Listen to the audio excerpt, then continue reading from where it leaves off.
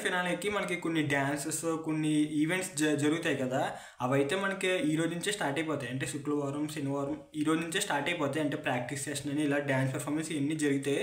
కాకపోతే మనకి విన్నర్ ఎప్పుడు అనౌన్స్ చేసేది అన్నది మనకి ఎపిసోడ్ లైవ్ స్ట్రీమింగ్ జరుగుతుంది కదా, అంటే మనకి December 15th 7 PM అయితే ఎపిసోడ్ అయితే లైవ్ అవబోద్ది.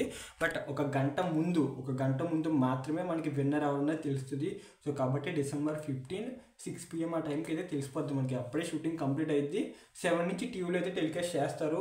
సో మ్యాక్సిమం నిఖిల్కి గౌతమ్కి కూడా పెద్దగా డిఫరెన్స్ లేదు, స్లైట్ ఎడ్జ్లో ఉన్నారు. సో మన వరకు గౌతమ్ నీళ్ళు నిఖిల్ ప్రతి నిమిషం మారుతూ ఉంటుంది. ఈరోజే లాస్ట్ డే ఆఫ్ ఓటింగ్ కాబట్టి మీ ఫేవరెట్ కంటెస్టెంట్కి ఓటు వేసుకోండి.